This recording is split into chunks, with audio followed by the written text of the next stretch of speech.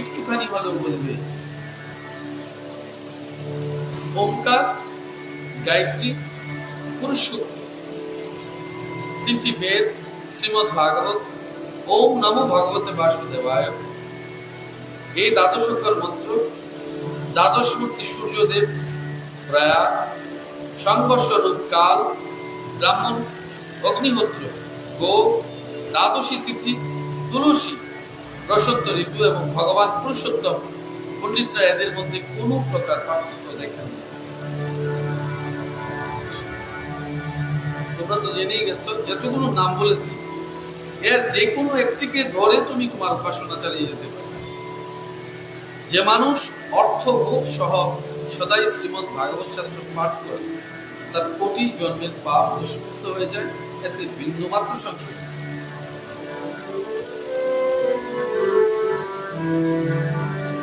তোমার জন্ম কত লক্ষের, পরিক্রমা কত লক্ষের? 84 লক্ষের। ভাগবত বলছে কোটি জন্মের শেষ হবে। তার মানে তুমি আরো কিছু বাড়তি পেয়েছ।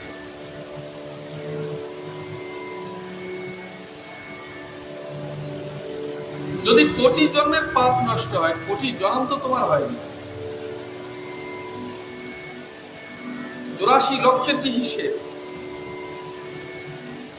তাহলে কোটি জন্ম হলে তো আরো বেশি তোমাকে অ্যাডভান্স করে দেবে। তার মানে তুমি পাপ করবে না? পাপ করবে। ভাগবত কথা শ্রবণ মাত্রই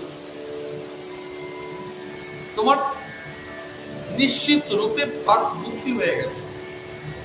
তুমি বুঝে পাচ্ছ কি তোমার জীবনে কোথাও পাপ আছে, তোমার শরীরে কোথাও পাপ আছে, না মনের কোণে কোথাও পাপ লুকিয়ে আছে?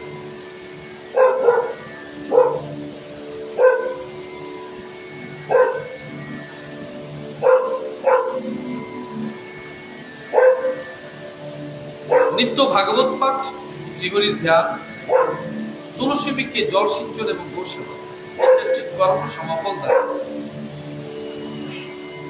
জীবনের অন্তিম মুহূর্তে যে ভাগবতের শ্লোক শ্রবণ করে ভগবান তার উপর প্রসন্ন হয়ে তাকে বৈকুণ্ঠ লোকে স্থান দেয়। তাহলে যেই ব্যক্তি মৃত্যু পর্যন্ত, মৃত্যুর সময়টুকুতে ভাগবত কথা মনে করে, ভাগবত কথা শ্রবণ করে, কেউ ইচ্ছে করলে ভাগবত কথা শ্রবণ করতে পারবে? কি বলেছে দেখো, যে সারা জীবন নিজ চিত্তকে একাগ্র করে শ্রীমদ ভাগবতের রসামৃত পান না করেছে, রসাস্বাদন না করেছে, তার জীবনটাই চণ্ডাল এবং গাধার মতো ব্যর্থ ভাবে কাটিয়েছে। তার মানে পুরো জীবনের মধ্যে, পুরো জীবনটাই তোমায় বলেছে, একবারও যিনি করেননি, যে রসাস্বাদন করেনি, তার পুরো জীবনটাই গাধা এবং চণ্ডালের মতো গেছে। যে সুখ শাস্ত্রের কথা কখনো শোনেননি, তার মতো পাপাত্মা তো জীবন ধারণ করেও মৃত্যুর সময়।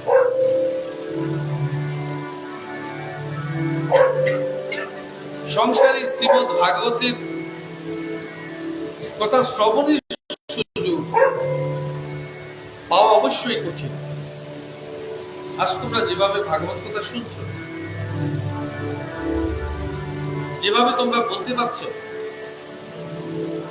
বাসুদেব মন্দিরের দৌলতে এই জায়গায় তোমরা একত্রিত হয়েছো বা শুনতে পাচ্ছ, নিয়মিত শুনতে পাচ্ছ, এইটুকু তোমরা নিশ্চিত জানো যে তোমাদের নিশ্চিতই কোনো না কোনো জন্মের ফল ছিল, এবং সেটা ভগবান বলেছে। সংসারে শ্রীমদ ভাগবতের কথা শ্রবণের সুযোগ পাওয়া অবশ্যই কঠিন। কোটি জন্মের পুণ্য একত্রে সঞ্চিত হলে তবেই সুযোগ আসে। কোটি জন্মের পুণ্য সঞ্চয় হলে তবেই সুযোগ।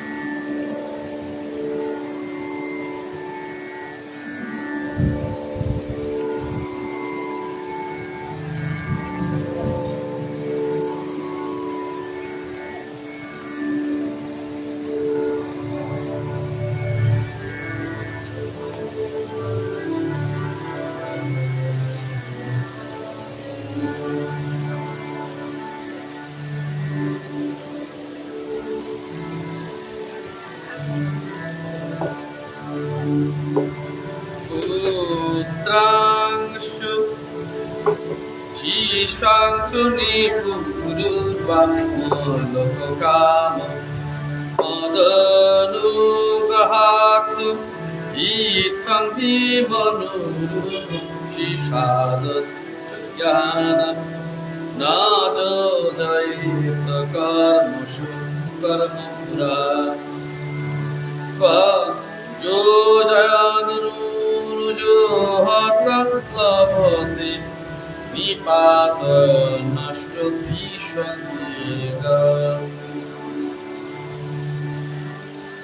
যিনি আমার লোকে গমন করতে ইচ্ছুক বা আমার অনুগ্রহ প্রাপ্তিকে পরম পুরুষার্থ বলে মনে করেন। এখন প্রশ্ন একটাই, আমি প্রথমে বলেছি যে কোটি কোটি জন্মেও তুমি যদি তোমার ভাগ্য না মেলে তাহলে ভাগবত শ্রবণ এবং কীর্তন করবার শুনবার সুযোগ তোমার জীবনে আসবে না। এসেই যখন গেছে তো মনে রাখবেন ঈশ্বরের প্রসাদ তুমি প্রাপ্ত হয়েছে, ঈশ্বরের কৃপানুগ্রহ তুমি হয়েছে।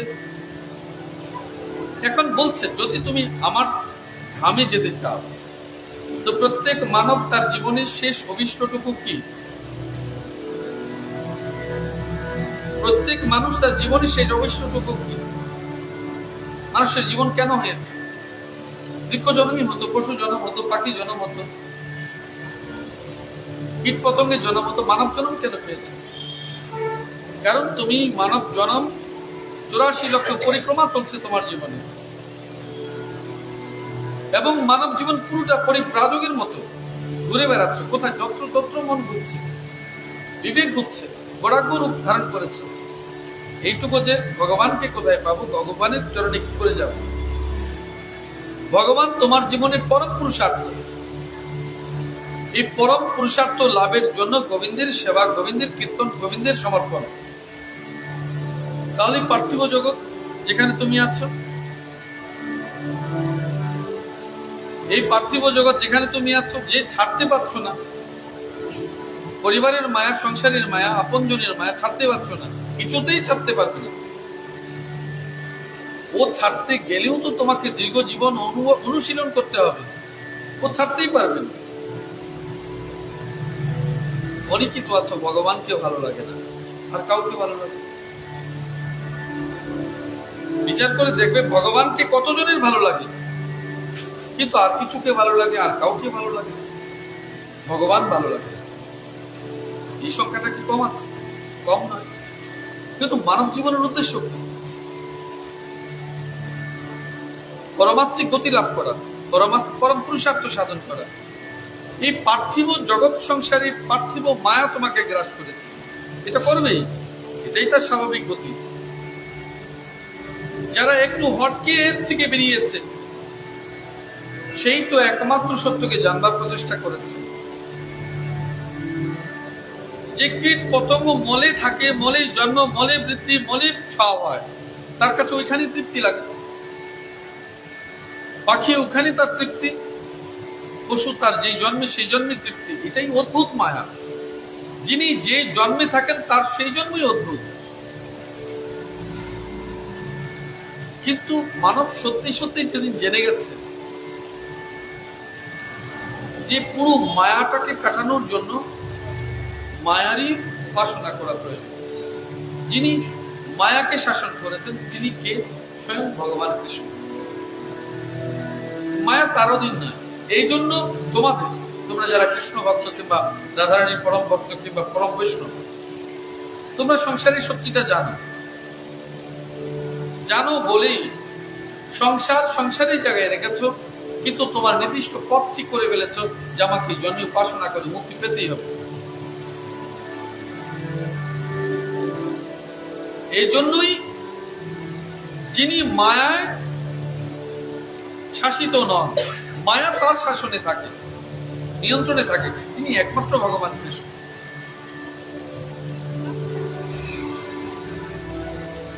তিনি মায়াধীন নন, তিনি মায়াধীশ। তুমি যখন তার উপাসনা করবে, বলে কৃষ্ণ নাম উপাসনা করলে, কৃষ্ণ ভক্তি করলে, আমি কি সেটা কাটতে পারবো? মনে রাখবে ভগবান গীতায় বলেছে যিনি যা করেন যা সন্ধান করেন তাই প্রাপ্ত হন, যে রূপ চেতন করেন সেই রূপ চেতন প্রাপ্ত হন। দেবতার উপাসনা করলে দেবলোক, দেবী করলে দেবীলোক, যা যা চাহান তা তাতেই পরিপূর্ণ, তাতেই তিনি সে রূপ ধারণ করেন। ঠিক গোবিন্দের উপাসনা করলে গোবিন্দের গুণ এবং স্বভাব তোমার ভেতরে আসবে। রাধারানীর উপাসনা করলে রাধারানীর গুণ স্বভাব তোমার ভেতরে আসবে। মহামায়ার উপাসনা করলে তা হবে, শিবের উপাসনা করলে তা হবে। এখন তুমি স্বয়ং যেহেতু মায়াকে ছাড়াতে চাইছো, তো ভগবানের উপাসনা করবে। ভগবানই তো ঠিক করবে মায়া সত্যটা কি। বহু মানুষকে দেখবে, জানে সে, যারা পরম বৈষ্ণবী করতে গেছে, ছেলে আছে, বৌমা আছে, সংসার আছে, সব আছে, কিন্তু তিনি সবার মাঝে আছেন, কারোর মাঝে নেই। এই পরম সত্যটা তিনি জানেন, সবার মাঝে আছেন কিন্তু কারোর মাঝে নেই।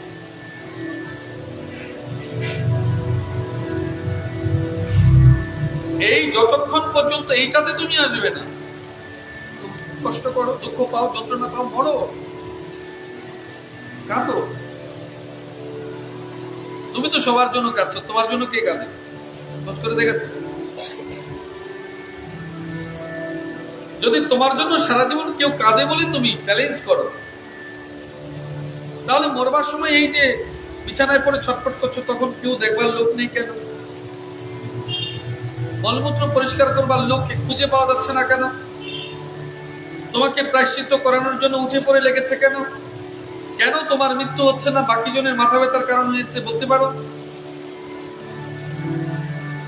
কেন আরেকটি দিন বাঁচবার সুযোগ তোমায় দিচ্ছে না? কেন বলছে বাবার কষ্ট সহ্য হচ্ছে না? কেন বলছে ঠাকুরমার কষ্ট সহ্য হচ্ছে না? কেন বলছে মায়ের কষ্ট সহ্য হচ্ছে না? মৃত্যু হলেই মতো বেঁচে গেল। কেন আরেকটি দিন দেখবার ইচ্ছে হচ্ছে না? স্বজনরা কেন আরেক দিন তোমাকে কথা বলবার জন্য আরেক দিন দেখবার ইচ্ছে তা হচ্ছে না? কেন সে তোমার মৃত্যুটুকু চাইছে? কারণ তার আর সহ্য হচ্ছে না, আর সেবা দিতে পারছে না। এই পৃথিবীর সবচেয়ে বড় সত্য এই, যারা সেবা তোমায় দেবে তারা ক্লান্ত, অবসন্ন হয়েছে, আর সেবা তোমায় দেবে না। তুমি প্রাপ্ত হয়ে গেছো, তোমার আর সেবা তোমার কর্মভাগ্যের লেখা নেই। এই জন্য স্বজনরা তোমায় বলছে মরো। এটা পরম সত্য। তুমি তো দেখে শিখো না, সমাজ জীবনে তুমি দেখে শিখো না। যে মানুষ বছরের পর বছর পড়ে আছে, কষ্ট পাচ্ছে, দুঃখ পাচ্ছে, প্রায়শ্চিত্ত করাচ্ছে, মৃত্যুর জন্য প্রতিদিন কিছু না কিছু করছে, তুমি তো সেই মানুষকে দেখো না, দেখেও শিখো না, ভুলে যাও। এটাই মায়া।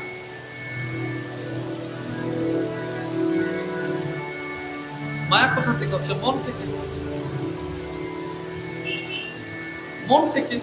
এই শরীরকে ধরেছে আপনা করে, পরিবারকে ধরেছে আপনা করে, বাড়িকে ধরেছে আপনা করে, স্বজনকে ধরেছে আপনা করে, কিন্তু দুর্ভাগ্য কি যেন ভগবানকে সে আপনা করে।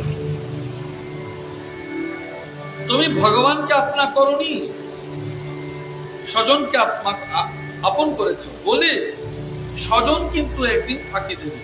আজ হোক কাল হোক সত্যটা বুঝবে। যখন পড়বে তখন বুঝবে, যখন পড়বে না, যতক্ষণ পড়বে না ততক্ষণ বুঝবে না। গায়ের জোর থেমে গেলে তখন তুমি সত্যটা বুঝবে। আর সেদিনের জন্য অপেক্ষা করো,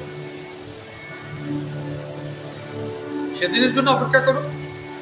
এই পরমাত্মার কাছে জীব কেন ভগবানকে ভালোবাসে, কেন জীব ভগবানকে ভালোবাসে, কেন গুরুকে ভালোবাসে? কারণ একটি, কারণ জীবাত্মার স্বভাব ধর্ম পরমাত্মার সঙ্গে মিলন। জীবাত্মা সদা চাইবে পরমাত্মার সঙ্গে মিলতে।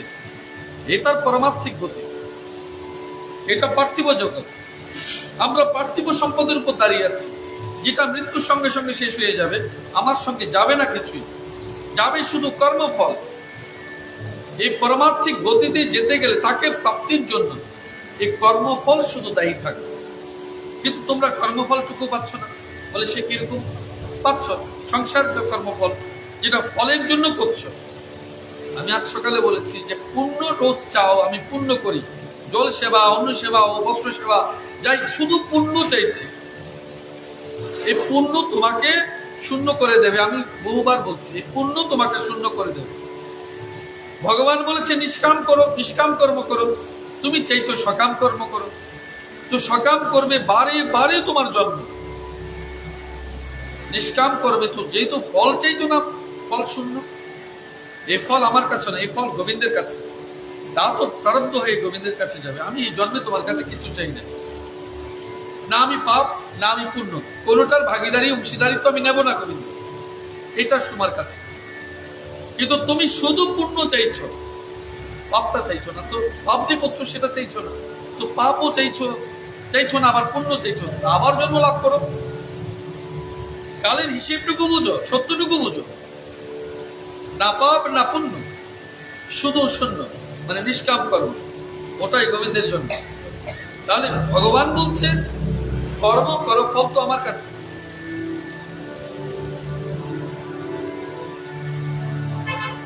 কর্মণ্যেবাধিকারস্তে মা ফলেষু কদাচন মা কর্মফলহেতুর্ভূ মা নিঃসঙ্গস্ত কর্মণি।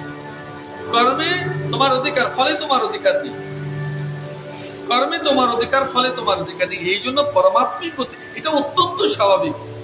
জীবাত্মা পরমাত্মা মিলিত হতে যাবে, এবং যেদিন মিলিত হবে সেদিন তোমার জীবন চক্র থেমে গেছে। না জন্মাবে না মৃত্যু হবে, জন্মালেই মৃত্যু হবে, তো জন্মই হবে না, মৃত্যু কোথা থেকে হবে? কিন্তু কর্মফল যতক্ষণ তার কাছে জমা দিচ্ছ না, ততক্ষণ তো চলতেই থাকবে, চক্র ঘূর্ণিবাগ চলতেই থাকবে। মহাকালের রহস্য তো এটাই হচ্ছে। তুমি কর্মচক্রে ভেসে গেছো, এই কর্মচক্র তোমাকে জীবন চক্রে টেনে এনেছে। কর্মচক্রের ফল গোবিন্দের চরণে রাখো, কর্মচক্র থেমে গেছে, তবে তো কালচক্র থামবে, তবে তো জীবন চক্র থেমেছে। তুমি শুধু পরিব্রাজক হও, ঈশ্বরের অমর সৃষ্টি তুমি। বস্তুত তুমিও পার্থিব সম্পত্তি, কারণ তুমি স্বয়ং আত্মা, পরমাত্মার অংশ। এই শরীর তো ঠিকাদারি করে পেয়েছি আমরা, মায়ের কাছ থেকে বাবার কাছ থেকে ঠিকাদারি করে নিয়েছি। এই জগৎ সংসারে সেখানে বেঁচে বেড়ে আমরা বড় হয়েছি, এখান থেকে যাচ্ছি, এখানেই শরীরটা রেখে যাব। আত্মা তো পরিভ্রমণ, যুগ যুগ ধরে পরিব্রাজকের ভূমিকা করছে।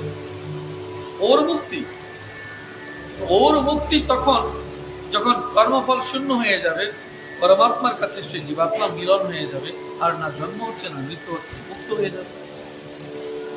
এই মুক্তির জন্য ভগবান বলছেন,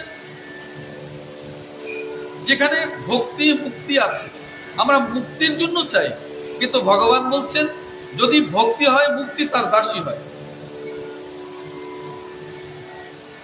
যদি ভক্তি হয় জ্ঞান এবং বৈরাগ্য তার পুত্র রূপ হয়। আমি বলিনি, ভাগবত বলছে যদি ভক্তি হয় জ্ঞান এবং বৈরাগ্য তার পুত্র রূপ হয়, এবং মুক্তি তোমার দাসী রূপ হয়, তোমার আজ্ঞাবাহী হয়। এই কারণেই মা ভক্তি তোমার জীবনে বড়। কিন্তু সবাই বলে যে মানব জীবনে ভক্তি সবচেয়ে সহজ, বস্তুত তা না। ভক্তি লাভ করে সবচেয়ে কঠিন এবং কষ্টদায়ক, যন্ত্রণাদায়ক।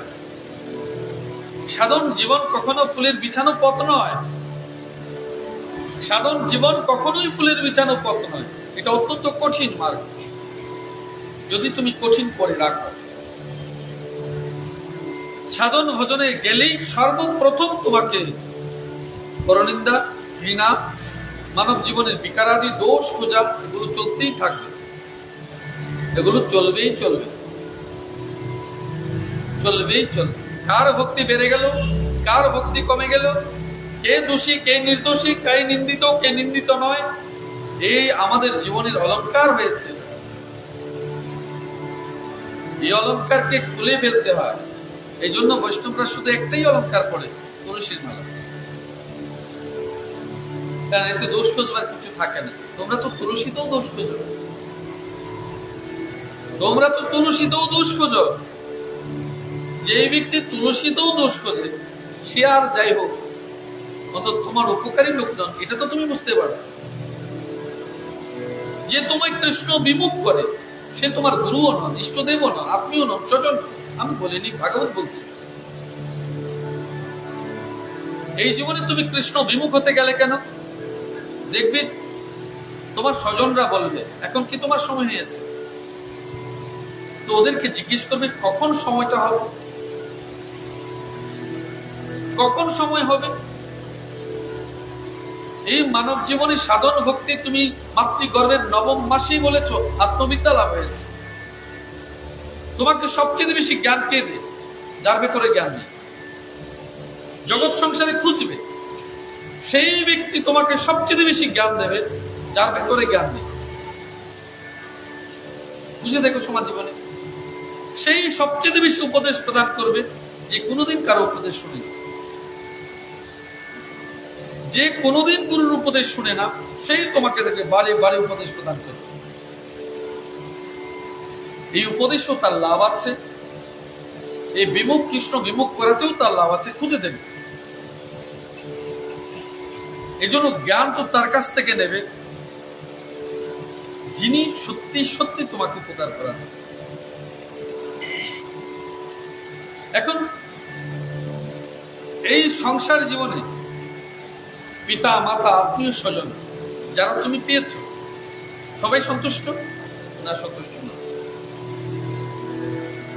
পিতা মাতা আত্মীয় স্বজন স্বামী পুত্র স্ত্রী যারা পেয়েছ, সবাই সন্তুষ্ট না? সন্তুষ্ট না।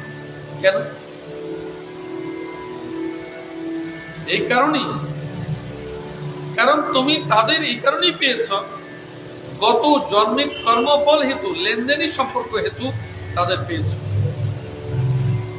যে স্ত্রী পেয়েছ, যে স্বামী পেয়েছ, যে পুত্র পেয়েছ, মা পেয়েছ, বাবা পেয়েছ, শুধু লেনদেন রয়েছে, কর্মফল, কর্মের লেনদেন রয়েছে, তার ফলস্বরূপ এই জন্মে তাদের সেই প্রকার অনুস্বরূপ তুমি প্রাপ্ত হয়েছে। কেউ খুব দুঃখী, কেউ খুব সুখী, কেউ দিতে দিতে জীবন গেল, কেউ নিতে নিতে প্রাণ ভরে গেল। কেন এমন হয়েছে? এক মায়ের গর্ভে 4-5 জন ছেলে মেয়ে, এক একজন এক এক রকম হয়েছে। কেন এমন হয়েছে? পুরোটাই লেনদেন। জানো তুমি ভালো করে, বুঝবো, খুঁজে দেখো শাস্ত্রে কি বলেছে। এই পুরো লেনদেন চুকাবে এখানে।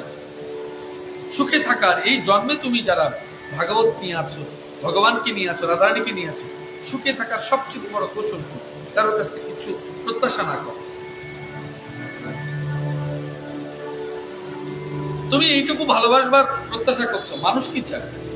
আমায় কেউ ভালোবাসো, আমার প্রতি প্রেম ভাব থাকুক। এই ভালোবাসা যেদিন থেকে তোমার পাবে না, সেদিন থেকে তোমার ভেতরে প্রতিশোধ জেগে যাবে। ওটাই তোমার পতনের কারণ, ওটা মৃত্যুরও কারণ।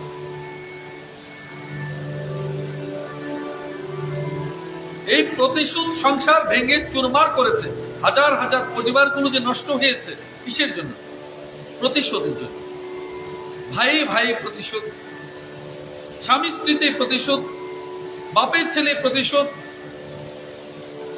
জগৎ জুড়ে শুধু দেখবে প্রতিশোধ, বন্ধু বন্ধু প্রতিশোধ। এই প্রতিশোধ তোমাকে সর্বনাশ করেছে এবং তোমার মৃত্যু পর্যন্ত এনেছে। মনে রাখবে, প্রতিশোধ জনম জনম পর্যন্ত থাকে। রাম বালিকে মেরেছে, বালিও রামকে মেরেছে, মেরেছে তো। কৈকেয়ী রামকে পাঠিয়েছে 14 বছর, সেই কৈকেয়ী 14 বছরের জন্য পুত্র মোহ থেকে বঞ্চিত হয়েছে, পুত্র স্নেহ থেকে বঞ্চিত হয়েছে।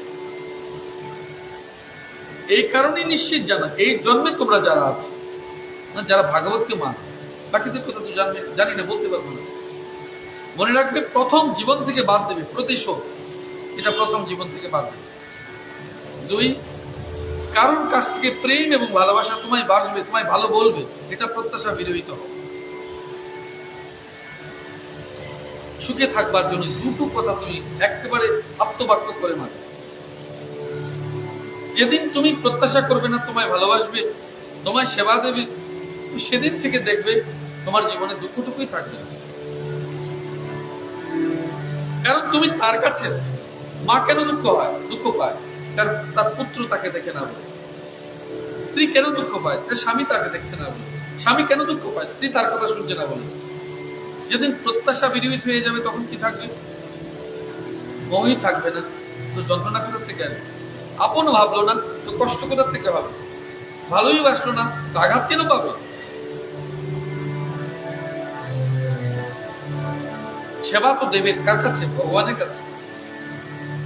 ভালোবাসবে তো কাকে? ভগবানকে। প্রেম তো হবে ভগবানের জন্য, রাধারানীর জন্য।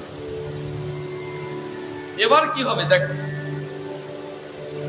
যারা তোমার সঙ্গে আছে, জুড়ে আছে, তুমি তার কাছে চাওনি, কিন্তু তুমি তাদেরকে গোবিন্দের স্বরূপ বলে তুমি তোমার সর্বস্ব দেবে। যদি তুমি দিতে না পারো তবে মনে রাখবে প্রেম কদাপি হলো না। ভালোবাসায় লেনদেন আছে, কিন্তু গোবিন্দের প্রেমে লেনদেন নেই, শুধু তুমি দেবে, নেবে না। যদি ত্যাগ তোমার জীবনে না হয়ে থাকে তবে মনে রাখবে তুমি যতই প্রচেষ্টা করো না কেন তোমার গোবিন্দের প্রতি কোনো প্রকার প্রেম হয় না। প্রেম দিতে জানে না, শুধু দিতে জানে। হ্যাঁ, ভালোবাসা লেনদেন আছে, এই জন্য তো পুত্র মোহ জন্মেছে, কন্যা মোহ, স্ত্রী মোহ, স্বামী মোহ যে জন্মেছে, লেনদেন আছে, কিন্তু গোবিন্দের লেনদেন নেই। এই জন্য গোবিন্দের প্রতি প্রেম, কারণ তার কাছে প্রাপ্তির কিছু নেই। আমি আজও বলেছি যে আমরা ভগবানকে দোকানদার বানিয়েছি, আমরা ভগবানকে দোকানদার বানিয়েছি। সকালে উঠেই ভগবানের কাছে প্রার্থনা, আমায় কিছু দেবে, টাকা দেবে, বাড়ি দেবে, ঘর দেবে, অর্থ দেবে, বিত্ত দেবে, স্ত্রী পুত্র ইত্যাদি ইত্যাদি, যে যেমন যেমন প্রয়োজন তেমন তেমন হাত বাড়িয়ে দিয়েছ ভগবানের কাছে। প্রণাম সেরে, প্রণাম সেরে, প্রণাম পরিণাম কিন্তু এক নয়, কিন্তু প্রণাম করবার সঙ্গে সঙ্গে পরিণাম ফল চাইছি। প্রণাম করেছে প্রভু, আমায় এটা দিন, তো প্রণামের পরিণাম তুমি প্রাপ্তি চাইছ। প্রণামে যেন পরিণাম না থাকে, প্রণামে যেন শুধু সমর্পণ থাকে। ভগবান দোকানদার নয়। দুঃখ তো এইখানেই, আমি রোজ বলছি তোমাদেরকে, দুঃখ তো এই জায়গায়। ভগবানকে দোকানদার বানিও না, ভগবানকে ভগবানের জায়গায় থাকতে দাও, এবং তোমার জীবনে কি প্রয়োজন আছে সে ভগবান জানেন। দেখো তো, সারা জীবন লক্ষ্মী দেবীর কাছে অনেক চেয়েছ, 1000 বার লক্ষ্মীর ঘট পাল্টেছ, লক্ষ্মীকে বহু ডেকেছ, এসেছে? আসেনি।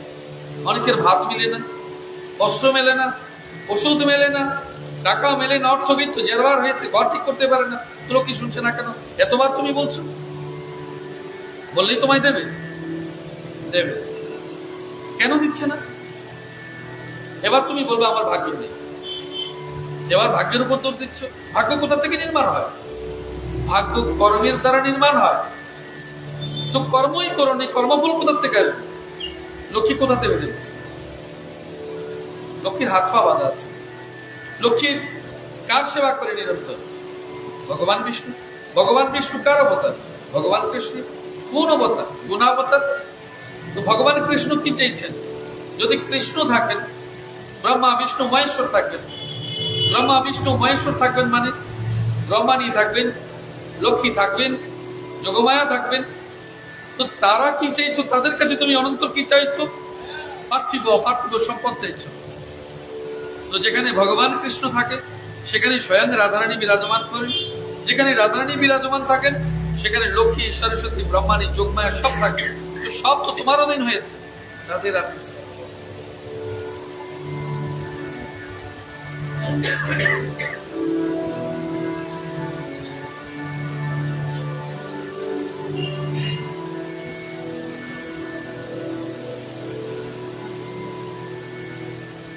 তো এখন দেখো, সুতরাং ভগবান কৃষ্ণকে যখন তুমি ডাকছো, তো তার সঙ্গে সমস্ত বিদ্যার দেবী, ধনের দেবী সব তোমার কাছে আছে, সবই তোমার কাছে আছে। এই জন্য আলাদা করে তোমাকে আবার লক্ষ্মীকে ডাকতে হবে না, সরস্বতীকে ডাকতে হবে। কোন বৈষ্ণবকে দেখেছো আলাদা করে ডাকতে? কারণ সে জানে এক গোবিন্দে সবাইকে ডাকছে। যখন ভগবান থাকবে তখন সব থাকবে। যখন গুরুদেব আসে আলাদা করে কাউকে বলতে হয়, সবাই সেখানে ছুটে যাচ্ছে, কারণ সব শিশুকে আলাদা স্পেসিফিক কাউকে বলতে হচ্ছে না, সবাই যাচ্ছে। যখন ভগবানের উৎসব হচ্ছে, গুরুদেবের উৎসব হচ্ছে, কাউকে স্পেসিফিক বলতে হয়? সবাই শুনেছে, সবাইকে যাচ্ছে। তার মানে যেখানে ভগবান আছে সেখানে ভগবানের স্বরূপ সকলেই উপস্থিত আছেন, এবং ঋষি দেবল থেকে শুরু করে অসিত, নারদাদি, সমস্ত ঋষিগণ, সমস্ত দেবগণ সেখানে উপস্থিত আছে তোমাকে সাহায্য করবার জন্য। ভগবানের এক ইচ্ছেতে শ্বাস প্রশ্বাস নিচ্ছ, তো নিঃশ্বাসে মৃত্যু হচ্ছে না কেন? সারাদিনে কতবার নিচ্ছ? 21,600 বার নিচ্ছ, তো প্রতিবারই তুমি মৃত্যু হওয়ার কথা ছিল, হচ্ছে না কেন? এটাই ভগবানের করিশ্মা। যে ভগবান তোমাকে মরতে দিচ্ছে না, বাঁচিয়ে রেখেছেন, সেটা ভগবানের কৃপা নয় কি? অবশ্যই কৃপা। কিন্তু ভগবানের কৃপা আমরা বুঝতে পারি না। যে মানুষ খেতে পায়নি, দেখবে, তাকে একবার বলো একটু সেবা করবেন। যে মানুষ খেতে পায় না তাকে একবার বলো। এই জন্যই অন্নদান মহৎদান। এমনিতে অন্নদান মহৎদান আসলে কাকে সেবা দিয়েছে? অন্তরাত্মায় সেবা দিয়েছে। সেই ক্ষুধার্ত মানুষকে সেবা দিয়েছে। ক্ষুধার্ত মানুষের কে কোনো জাতি হয়, বর্ণ হয়, বৈষ্ণব হয়, অবৈষ্ণব হয়, কিচ্ছু হয় না। শুধু তুমি ওইটুকু রাখো যে আমি ভগবানের স্বরূপকে আমি সেবা দিয়েছি, ক্ষুধার্ত মানুষকে আমার মানবিক মূল্যবোধকে জাগানোর জন্য নয়, আমি আমার কর্তব্য সাধন করেছি। এই অন্নদানকে ধর্ম বলবো না, ধর্ম বলে না, অন্নদানকে তোমার কর্তব্য মনে করো। কারণ ধর্মের সঙ্গে তোমার ওতপ্রোত ভাবে কর্তব্য জড়িয়ে আছে। যেখানে কর্তব্য নিষ্ঠার সহিত পালন হয় সেটাকে ধর্ম বলে জানো। তো তুমি তাই করো। দুস্থের সেবা করেছো, এটা কি তোমার কর্তব্য ছিল না? ছিল। আমারও কর্তব্য তোমাকে পারমার্থিক সিদ্ধির জন্য তোমাকে সত্যের পথ ঘুরিয়ে দেওয়া। আমারও কর্তব্য, এটা আমার কর্তব্য এখন, যে তোমার মূল জায়গাটুকু কি পারমার্থিক সিদ্ধির জন্য ঈশ্বরের নাম কীর্তন করছো। যদি তুমি সনাতনী হও, যদি তুমি বলছো আমি কৃষ্ণ ভক্ত, প্রত্যেকটি মানুষ তার মাতৃগর্ভে 9 মাসেই আত্মবিদ্যা লাভ করে। তোমার মনে আছে? মনে নেই তো সেটাকে পুনর্বার জাগরণ করা। নিজেকে জানো। তুমি জানতে পারো নিজেকে? কবেই তো ভুলে গেছো নিজের স্বরূপ। মনে আছে তোমার নিজের কথা? একদম মনে নেই। তুমি কে? তুমি জেনেছো আমি অমুকের মা, আমি অমুকের বাবা, আমি অমুকের স্ত্রী, আমি অমুকের পুত্র, আমি অমুকের কন্যা। এটা তোমার অ্যাকচুয়াল পরিচিতি নয়।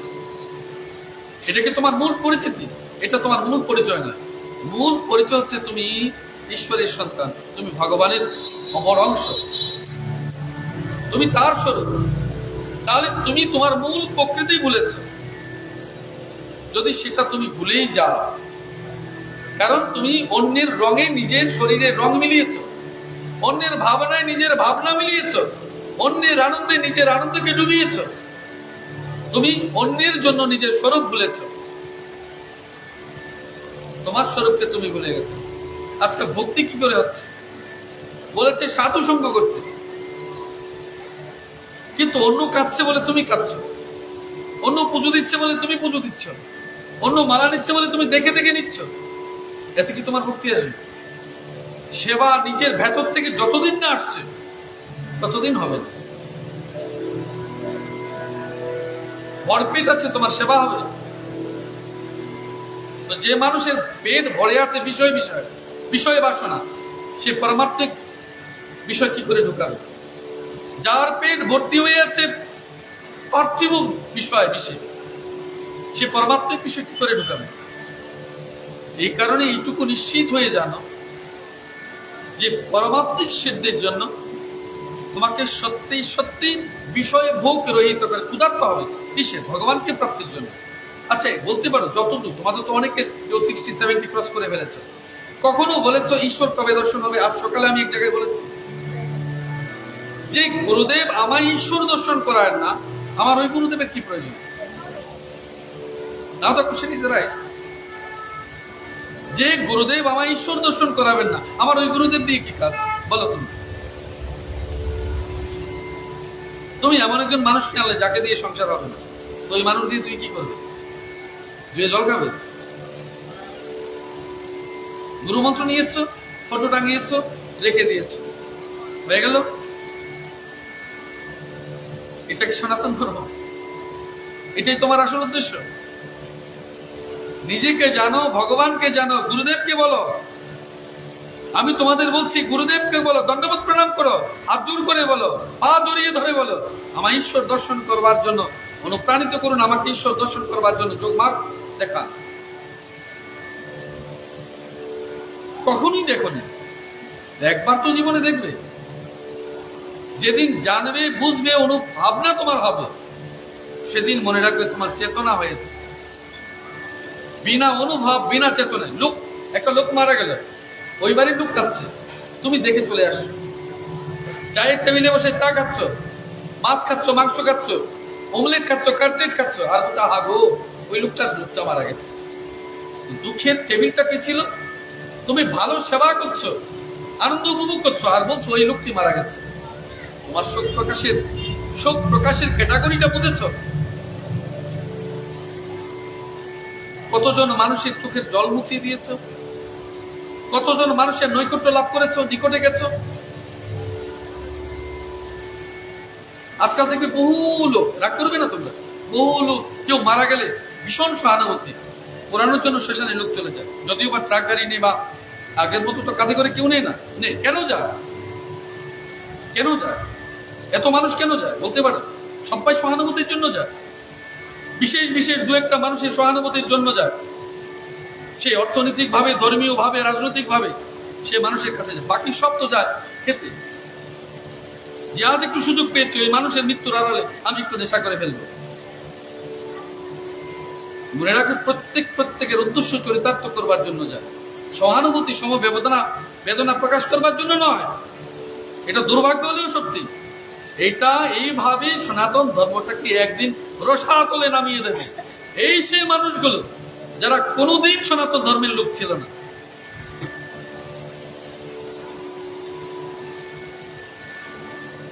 এবং ভবিষ্যতেও রবে না। ওরাই মনে রাখবে একদিন যে ধর্ম পরিবর্তন, বিবেক পরিবর্তন, মানুষ হত্যা, এই সমস্ত লোকগুলোই একদিন তাদের জীবনে কাজে আসবে। এই কঠিন সত্যটি বলার জন্য অপরাধ চাইছে, ক্ষমা চাইছে। এই কারণে মা, আমাদের এখন মধুসূদন মাস চলছে, মাদক মাস চলছে, এবং তোমরা জানো জ্যৈষ্ঠ মাস মল মাস, এবং ঈশ্বর ভগবানের অশেষ কৃপায় পুরুষোত্তম মাস হয়েছে। এই পুরুষোত্তম মাসে একাদশী দিনই হোক, সব দিন না পারলে একাদশী দিনই হোক কিংবা পূর্ণিমাতি হোক, তোমরা অন্তত 33টি প্রদীপ জ্বালাবে। দেখেছো বিভিন্ন ফেসবুক বিভিন্ন জায়গায় দিয়েছে, বিভিন্ন মিশন থেকে দিয়েছে। অন্তত একটি দিন হলো জ্বালাবে, বাকি দিনগুলোতে আশ্রম যেভাবে বলেছে সেভাবে করবে। ভাগবত শ্রবণ করবে, ভোরবেলা একদিন হলেও অন্তত উঠে গঙ্গা জলে স্নান করো, ভাগবত শ্রবণ করো, কীর্তন করো, রাধারানীর নাম কীর্তন করো, ভগবান কৃষ্ণের নাম কীর্তন। জনমে পাপ বিনষ্ট হবে। তবে পাপ বিনষ্ট হওয়ার আগে একটুকু মনে রাখবে যে পাপ মনে লুকানো আছে কিনা খুঁজে দেখবে। আগে তো পাপকে দেখবে। বস্তির কোনো জায়গায় যদি ময়লা লেগে থাকে, যিনি পরিষ্কার করেন সেই ময়লার জায়গাটাকে বের করেন, তারপর সেখানে রগ করে সেখানে সাবান ঘষেন, তবে সেটাকে ধৌত করেন। সেই রূপ মনের কোন জায়গায় তোমার ময়লা লুকিয়ে আছে সেটাকে আগে ধরো, পরিষ্কার করো এবং ভগবানের চরণে সমর্পণ করো। তবেই তুমি মোক্ষ লাভের জন্য উপযুক্ত হবে এবং পাপ রহিত হবে। পাপ মানুষকে মন থেকে ছোট করে দেয়। এই মন ছোট করবার বিষয়টি কি পাপ বলে জানবে, মনকে বৃহৎ করে দেওয়ার বিষয়টি কি জানবে পুণ্য। এই পাপ এবং পুণ্যের তফাৎ এইটুকু জানে, যার মন ছোট হয়ে যায়, নিচু হয়ে যায়, সেটাই পাপ। এখন ছোট্ট এই মানুষ মন তার কত বড় হতে পারে। মনে রাখে সহস্র কোটি আকাশ এসেও মনের কাছে হার মেনে যায় না, আকাশের চেয়ে অনেক বড় মানুষের মন। এই জন্যই মন এতটুকু বড় হয়েছে, কারণ সে ভগবানের অংশ। সমস্ত ব্রহ্মাণ্ড স্বরূপ যদি ভগবান হয়, তুমিও কম কিসে, কারণ তুমিও ভগবানের অংশ। তাই সমস্ত পাপ, সমস্ত পুণ্য ভগবানের কাছে নিবেদন করো এবং পুরুষোত্তম মাসে যত দূর সম্ভব ভাগবত কীর্তন করো, শ্রবণ করো এবং ভগবানকে নিবেদন করো। রাধে রাধে মা।